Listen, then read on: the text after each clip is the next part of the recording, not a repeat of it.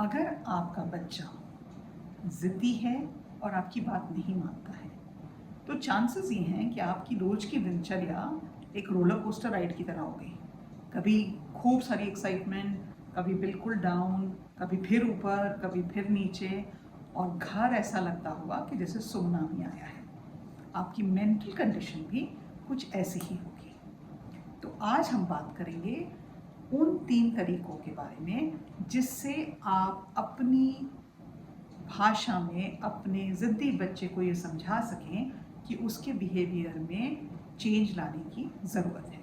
नमस्कार, मैं हूँ डॉक्टर नलिनी तनेजा और मेरा पर्पस लाइफ का ये है कि जो भी मैंने ज़िंदगी में सीखा है, चाहे वो अपने स्किल्स हों, चाहे मेरी वो डिग्रीज़ हों, उससे मैं किसी और की ज़िंदगी को थोड़ा बेहतर बना सकूँ।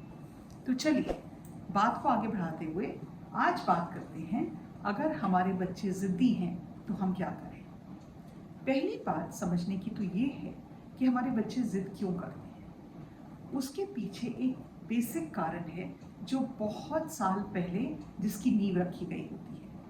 हम जब बच्चा 4-5 साल का होता है तब हमें लगता है अरे हमारा बच्चा ज़िद्दी बहुत है, लेकिन हम ये नहीं रियलाइज़ करते कि जिस दिन, जब चाहे वो 6 महीने पहले, चाहे वो 1 साल पहले, चाहे वो 2 साल पहले, जब हमारे बच्चे ने पहली बार ज़िद की थी, तो हमने घर की शांति बनाने के लिए, हम किसी और काम में बिजी थे, हमने उसकी ज़िद को मान लिया था।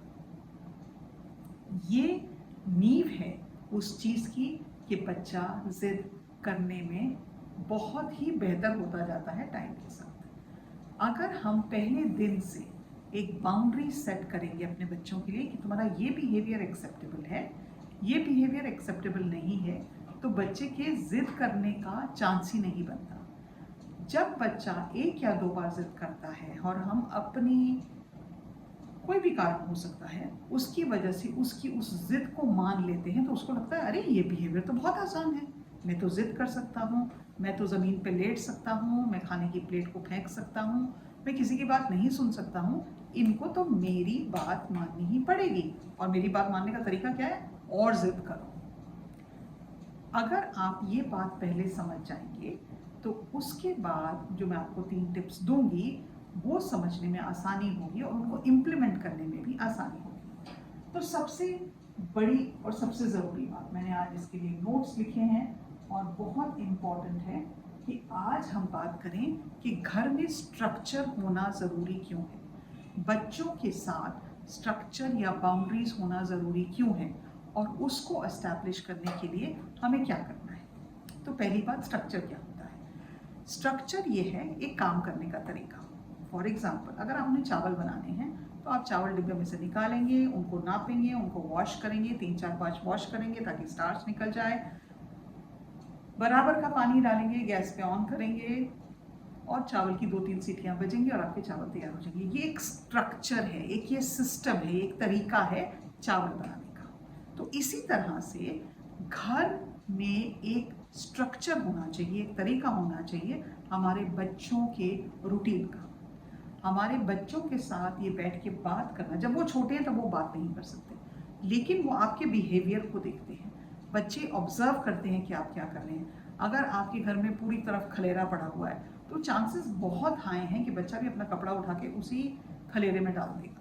अगर आपके घर में डिसिप्लिन है और बच्चा आपको देखता है कि आप अपने कपड़े तय कर रहे हैं, आप घर को सलीके से चलाते हैं, बहुत हाई चांसेस हैं कि बच्चा वही चीज़ आपको फॉलो करेगा। अगर आप बात बात पे चिल्लाते हैं तो बच्चे का ढीठ होना बहुत आसान है और ज़िद्दी होना आसान है, क्योंकि उससे लगेगा यही एक तरीका है अपना काम निकलवाने का। अगर आप अपने घर में लड़ाई झगड़ा बहुत करते हैं या होता है बहुत ज़्यादा झगड़ा, तो बच्चे को ये लगेगा ये तो बहुत नॉर्मल बिहेवियर है। तो स्ट्रक्चर लाना बच्चे की ज़िद को कम करने से डायरेक्टली कनेक्टेड है। तो स्ट्रक्चर लाने का मतलब एक set of rules and regulation. हमारे घर की ये कुछ वैल्यूज़ हैं। हम किसी की भी ज़िद टॉलरेट नहीं करते हैं। हम रात को 8 बजे खाना खाते हैं। हम सुबह उठ के अपने दांत ब्रश करते हैं। हम खाना खाने से पहले प्रार्थना करते हैं। हम बड़ों की बात का आदर करते हैं। ये कुछ चीज़ें बच्चा जब छोटे से छोटा हो उसको अपने बिहेवियर से, अपनी बात से, अपने दिल से ये बात समझाने में आपकी और बच्चे की बहुत भलाई है। लेकिन इस बात को समझाने से पहले तो स्ट्रक्चर तो होना चाहिए ना। अगर आपने अपनी लाइफ में कोई स्ट्रक्चर क्रिएट ही नहीं किया तो बच्चा इस बात को समझेगा कैसे, क्योंकि उसको तो कहीं स्ट्रक्चर दिखता ही नहीं है। अगर आप अपने बच्चे के साथ बैठें, मैं अपने कई वीडियोस में इस बारे में बात करती हूँ कि रोज़मर्रा की ज़िंदगी में टाइम निकाल के अपने बच्चे के साथ 10 मिनट बैठना बहुत ज़रूरी है। बच्चे के साथ बैठ के उसको ये समझाना कि हमारे घर का स्ट्रक्चर ये है। बच्चा ऑलरेडी कहेगा उनके घर में तो ऐसे नहीं होता, वो उनका घर है, वो उनके रूल्स हैं, वो उनका ज़िंदगी जीने का तरीका है। आपके घर का स्ट्रक्चर ये है, हमारे घर में हम ऐसे काम करते हैं, हमारे घर का ये वैल्यू सिस्टम है, हमारे घर में ये चीज़ें टॉलरेट की जाती हैं और ये नहीं बर्दाश्त की जाती हैं। जब बच्चे को बैठ के ये समझाएंगे तो बच्चे का लाइट बल्ब ऑन होगा। हम कई बार इस बात को वैल्यू नहीं देते कि बच्चे कितने स्मार्ट होते हैं। हम कितनी बार इस बात को वैल्यू नहीं देते, लेकिन हम ये नहीं जानते हमारे बच्चे बहुत शार्प हैं और बहुत स्मार्ट हैं। उनको 50 बार चीज़ बनाने की ज़रूरत नहीं है। अगर आपने एक स्ट्रक्चर क्रिएट कर दिया और उसको एक बार समझा दिया, 2 या तीसरी बार उस बच्चे को बात समझ में आती है और वो करने लग जाता है। तो ओनस आपके ऊपर है कि आप इस होम स्ट्रक्चर को अपने बच्चे को कैसे समझाएंगे। जब आपने एक रूल्स बना लिए, अपने बच्चे के साथ बैठ के बनाए, उससे डिस्कस किए, उसका भी आइडिया लिया, अच्छा बेटा आपको क्या लगता है हमारे घर का रूल क्या होना चाहिए, हमें कितने बजे सो जाना चाहिए, कितने बजे लाइट्स बंद कर देनी चाहिए। और बच्चा कहेगा मुझे लगता है कि हमें 9 बजे सो जाना चाहिए। उसको भी लगेगा कि मेरा ओपिनियन इम्पॉर्टेंट है। और जब वो रूल्स एंड रेगुलेशंस आपने क्रिएट कर लिए, उसको प्रिंट करके फ्रिज के ऊपर, बच्चे के कमरे में, अपने कमरे में, क्योंकि कई बार हम ही अपने रूल्स ब्रेक करते हैं, उनको लगा लीजिए ताकि वो एक कांस्टेंट रिमाइंडर रहे कि हमें ऐसे करना है। दूसरा पॉइंट जो बहुत बहुत ज़्यादा इम्पॉर्टेंट है वो ये है कि जब बच्चा जिद कर रहा है तो आप उसको कैसे डील करेंगे। अगर बच्चा जिद कर रहा है तो आपको चिल्लाने की ज़रूरत नहीं है, क्योंकि चिल्लाने की गेम में चांसेस बहुत हाई हैं कि बच्चा आपसे जीत जाएगा। क्योंकि बच्चे को तो फर्क नहीं पड़ता, उसको ये नहीं फर्क पड़ता कि दुकान में सब लोग मुझे देख रहे हैं, उसको तो सोसाइटी के नॉर्म्स के बारे में उसको तो चिंता है नहीं। बेइज्जती आपको लगता है आपकी हो रही है अगर बच्चा ज़मीन पे लौट रहा है दुकान में।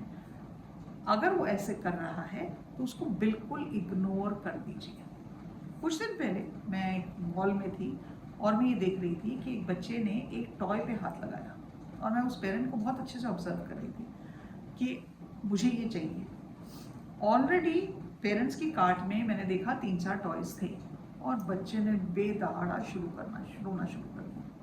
इतनी ज़ोर ज़ोर से चिल्ला के रोना शुरू किया कि पूरे मॉल में उसकी आवाज़ गूंज रही थी कि मुझे तो वही टॉय चाहिए। तो उसके फादर ने बहुत इंटरेस्टिंग बात की, वो रो रहा है, उस पर उन्होंने ध्यान नहीं दिया। वो गए और जो बाकी टॉयज़ थे कार्ट में से वो एक एक करके उठा के बाहर रखनी शुरू कर दी। एक टॉय निकाला, बच्चे ने और जोर जोर से रोना शुरू कर दिया। दूसरा टॉय निकाला, तीसरा टॉय निकाला और कैश काउंटर पे चले गए। बच्चे ने इतना तहलका मचाया कि मेरे बाकी टॉयज़ भी ले लिए आपने तो फिर उसको लगा ये तो भैया अब तो बात हद से ज़्यादा गुजर गई, अगर मैं शोर मचाऊंगा तो मेरे बाकी टॉयज़ भी जाएंगे। तो धीरे से आया और रोना बंद किया और वो जो 3 टॉयज़ उसके फादर ने उसमें से कार्ट में से निकाले थे वो उठा के कार्ट में डाले और जिसके लिए वो जिद कर रहा था उसको वहीं छोड़ दिया। व्हाट अ स्ट्रैटेजी, क्या कमाल की स्ट्रैटेजी है। पेरेंट ना तो बच्चे पे चिल्लाए, ना स्क्रीम किया, ना ड्रामा किया, ना उसको मारा, ना कुछ, बहुत आराम से और शांति से उन्होंने अपने बिहेवियर से अपने बच्चे को ये सिखाया कि ये बिहेवियर हमें एक्सेप्टेबल नहीं है। हम तुम्हें वही 2 या 3 टॉयज जो प्रॉमिस किए थे वो देंगे, अगर तुम ज़्यादा ड्रामा करोगे बेटा तो वो जो 3 है वो भी नहीं देंगे। एक बार्टर सिस्टम की अप्रोच कई बार अगर हमारे बच्चे जिद करते हैं तो बहुत काम आती है। उनको ये समझाना कि यही है तुम्हारा दायरा, यही तुमको चीज़ मिलेगी, अगर इसके बियॉन्ड तुम जाओगे। देखिए अगर हम एक बच्चे को एक टॉय की दुकान में लेके जाते हैं तो बिल्कुल वो वैसा है जैसे कि मेरे को आप मिठाई की दुकान पे ले जाएं। मुझे गुलाब जामुन भी खाने का मन करता है, मेरा काजू कतली खाने का भी मन करता है, दही भल्ले भी खाने का मन करता है और रसमलाई भी खाने का मन करता है, क्योंकि चाट वगैरह मिठाई की दुकान पे सब जो मिलता है, छोले भटूरे भी खाने का मन करता है। लेकिन पेट तो मेरा ही है। तो मुझे ये सोचना कि मैं क्या खा सकती हूँ क्या नहीं खा सकती, वो मेरी उम्र में, और मानिए वो भी कई बार मुश्किल होता है, एक अंडरस्टैंडिंग होती है। लेकिन बच्चे का जो मेंटल स्टेटस कह लीजिए, या बच्चे का जो मेंटल लेवल होता है, उसको ये डिस्क्रिमिनेशन करना नहीं आता। उसको ये समझ में नहीं आता कि मेरे पापा की इतनी ही सैलरी है, मेरी मम्मी की इतनी ही सैलरी है, उसमें उनको पूरा घर चलाना है, या मैं इतने सारे टॉयज भी लूँगा तो मैं इनको यूज़ नहीं कर सकता। कितनी बार पेरेंट्स आके ये कहते हैं कि मैम हमने इतने सारे इसको टॉयज दिए, उसमें से उसने 5 टॉयज किए, बाकी तो 25 को उन्होंने देखा भी नहीं, क्योंकि वो देख नहीं सकता, उसके पास टाइम नहीं है, उसको वो 2-3 जो टॉयज लगते हैं अच्छे वही लगते हैं। तो बच्चे की तो एबिलिटी है ही नहीं ये अंडरस्टैंड करने की या ये डिस्क्रिमिनेट करने की कि मुझे इतनी चीज़ों की ज़रूरत है। ये आपका काम है। और अगर बच्चा इस बात को नहीं समझ सकता तो घर में बाजार जाने से पहले उसको बैठ के बताना कि this is what you are going to get and this is what you are not going to get is a wonderful technique. Again going back to बात करना, उस बच्चे के साथ टाइम स्पेंड करना। एक गिल्ट की वजह से उसको टॉयज दिलाना अलग बात है, और खुशी से टॉय दिलाना वो अलग बात है, और उसको उस दायरे में रखना। अगेन स्ट्रक्चर और कन्वर्सेशन और एक आदान प्रदान का तरीका इसमें बहुत काम आता है। तीसरी टिप जो बहुत ज़रूरी है, जो मुझे लगता है कई बार हम सोचते नहीं हैं इसके बारे में, वो ये है कि आप अपनी ज़िंदगी में अपने बिहेवियर को लेके सोचें कि क्या आप जिद करते हैं, क्या आप अपने बिहेवियर में कहीं से भी ये दिखाते हैं कि भाई मैं तो अटक गई और मैं तो यही करूँगी या मैं तो यही करूँगा और यही एक तरीका है उस चीज़ को करने का। अगर बाय चांस आप इस तरह का बिहेवियरल पैटर्न रखते हैं तो बहुत हाई लाइकली है कि बच्चा आपको ऑब्जर्व करके वही बिहेवियर पैटर्न को फॉलो करेगा। तो पेरेंटिंग के बारे में एक बहुत ज़रूरी चीज़ जो मैं अपने क्लाइंट्स को, कस्टमर्स को कई बार बताती हूँ, वो ये है कि पेरेंटिंग एक मिरर की तरह है, शीशे की तरह है। इट्स अ रिफ्लेक्शन, आपकी रिफ्लेक्शन है। जो आप करते हैं आपका बच्चा वही चीज़ करेगा। एक्चुअली तो संसार ही पूरा रिफ्लेक्शन है, जो हम करते हैं वही हमारे सामने आता है, बट पेरेंटिंग में ये चीज़ और भी उभर के आती है। तो अपने बिहेवियर को ऑब्जर्व करना। आपको क्या ये लगता है कि आप एक वर्किंग पेरेंट हैं और आपने अपने बच्चे के साथ टाइम नहीं स्पेंड कर सकते, तो आप अपनी उस गिल्ट को कम करने के लिए अपने बच्चे को ज़्यादा से ज़्यादा चीज़ें देती हैं या ज़्यादा से ज़्यादा चीज़ें देते हैं, टॉयज़ देते हैं, कपड़े देते हैं, क्योंकि आपको गिल्ट लगता है मैं अपने बच्चे के साथ टाइम तो स्पेंड नहीं कर पा रहा हूँ, तो ये एक कंपनसेशन है, ये तो नहीं कर पा रहा हूँ तो ये दे देता हूँ। लेकिन टॉयज़ का कंपनसेशन आपके लेस टाइम अपने बच्चे को डिवोट करने का कंपनसेशन नहीं है। अगर आपके बिहेवियर में ऐसी चीज़ें हैं कि मैंने ये सोचा है भैया मेरे को तो वही कलर की साड़ी चाहिए और मैं तो लेके रहूँगी, और आप ये बात घर में करते हैं, बच्चा वो बात सुनता है, बच्चा आपके बिहेवियर को कॉन्स्टेंटली ऑब्जर्व करता है और देखता है कि अगर आपको वो टॉय नहीं मिला तो आप टेंट्रम थ्रो कर रहे हैं, आप चिल्ला रहे हैं और आप रो रहे हैं, मैंने तो वो साड़ी लेनी थी, मेरे को तो वो मिली नहीं, मेरी तो ज़िंदगी बर्बाद हो गई है ना। अगर आप इस तरह का बिहेवियर आपका है तो बच्चा आपको ऑब्जर्व कर रहा है कि मेरी मम्मी को जो चीज़ चाहिए अगर वो नहीं उसको मिलती तो वो ऐसे बिहेव करती है। हमारे लिए अपने बिहेवियर को ऑब्जर्व करना सबसे चैलेंजिंग और सबसे मुश्किल चीज़ होती है। हम बाकियों को बिहेवियर को बहुत जल्दी ऑब्जर्व करते हैं और बाकियों के ऊपर उंगली भी तान के कहते हैं देखा उसका बिहेवियर कैसा है, वो कैसे कर रहे हैं, लेकिन अपनी तरफ अपनी सारी उंगलियां करके देखना कि मैं क्या कर रही हूँ, ये बच्चा इस ऐसे बिहेवियर को कहाँ से सीख रहा है। बच्चा बाहर तो जा नहीं रहा, तो कहीं ना कहीं घर में कोई कमी है या घर में किसी का बिहेवियर ऐसा है कि बच्चा इस चीज़ को लेके आ रहा है या अपने दिमाग में धर कर रहा है कि ऐसा का बिहेवियर जो है ये तो एक्सेप्टेबल है, ये मेरी मम्मी करती है, उनको जब अपनी कोई पसंद की चीज़ नहीं मिलती या मेरे पापा को अपने पसंद का खाना नहीं मिलता तो मेरे पापा तो टेंट्रम थ्रो करते हैं, तो कहते हैं ये क्या बनाया आज, मुझे नहीं खाना। बच्चे ने क्या सीखा? बच्चे ने ये सीखा कि आपने कहा ये क्या खाना बनाया, मेरे को तो खाना नहीं है, तो आपने एक टेंट्रम थ्रो किया। अगली बार जब बच्चे को उसकी पसंद की चीज़ नहीं मिलेगी तो वो भी ये कहेगा क्या बनाया है, मेरे को तो पास्ता खाना था, ये मेरे को नहीं खाना है, ये अच्छा नहीं लगता है। बच्चे ने वो बिहेवियर कहाँ से सीखा? बच्चे ने वो बिहेवियर आपसे सीखा। तो एज अ पेरेंट अपने बिहेवियर को मॉनिटर करना, अपने बारे में सोचना, एक जर्नल ले सकते हैं, एक नोटबुक ले सकते हैं, उसमें लिख सकते हैं, अपनी अचीवमेंट्स भी लिखें और अपनी चैलेंजिंग बिहेवियर भी लिखें, और ये मान के लिखें कि आप जो जो कर रहे हैं ना, एक बच्चे के दिमाग में एक रिकॉर्ड की तरह लिटरली सब कुछ रिकॉर्डिंग हो रही है, और जब मौका पड़ेगा वो वही बिहेवियर आपके साथ अप्लाई करेगा, उसी बिहेवियर को वो आपके साथ दर्शाएगा, क्योंकि उसने आपको करते देखा है। तो जिद्दी बच्चा जब है, उसके जिद्दी होने में भी हमारा हाथ होता है, जब वो जिद्दी नहीं है तो भी उसके बिहेवियर में हमारा ही हाथ है। और कई बार हम ये अंडरस्टैंड नहीं कर पाते, हम ये रियलाइज़ नहीं कर पाते कि उसका जो बिहेवियर है वो कहीं ना कहीं हमारी कमी से पनप रहा है। एक एक्स्ट्रा टिप जो मैं आपको देना चाहती हूँ वो ये है कि बच्चों के लिए सबसे ज़रूरी चीज़ दो ही होती है।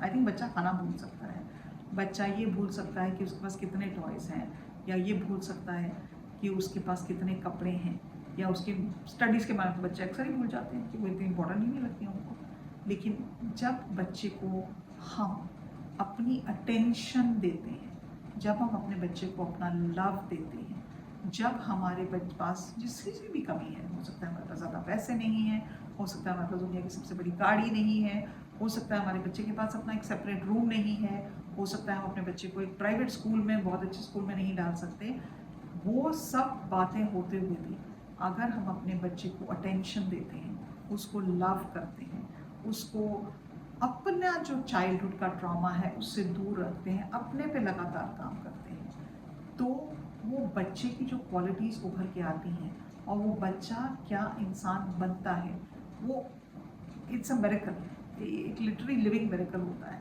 क्योंकि लिविंग मिरेकल तो वो है ही, हम सभी हैं, हम सब एक लिविंग मिरेकल है। प्रॉब्लम तो ये है कि हम भूल जाते हैं कि हम एक लिविंग मिरेकल हैं। लेकिन जब हम इन चीज़ों पे ध्यान देते हैं तो वो चीज़ें जो हमें परेशान करती हैं वो कम कम होती जाती हैं, क्योंकि देयर इज़ नो वे और nothing which unconditional love can not solve.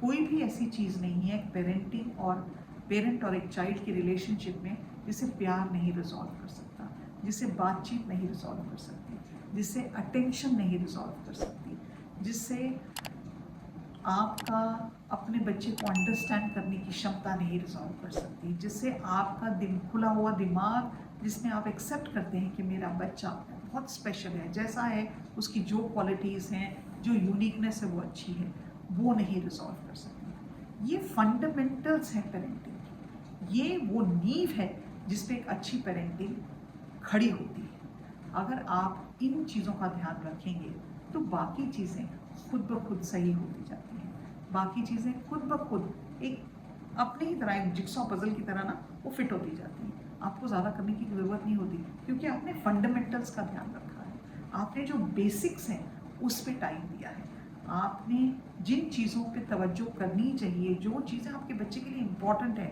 उस पर ध्यान दिया है। मैं उम्मीद रखती हूँ आपको ये टिप्स अच्छी लगी होंगी, आप इनको अप्लाई करके ज़रूर देखिएगा और मुझे कमेंट सेक्शन में लिख के भेजिएगा आपने जब इन टिप्स को अप्लाई किया तो आपके बच्चे की ज़िद कम हुई या नहीं हुई। आज के लिए इतना ही, नमस्कार।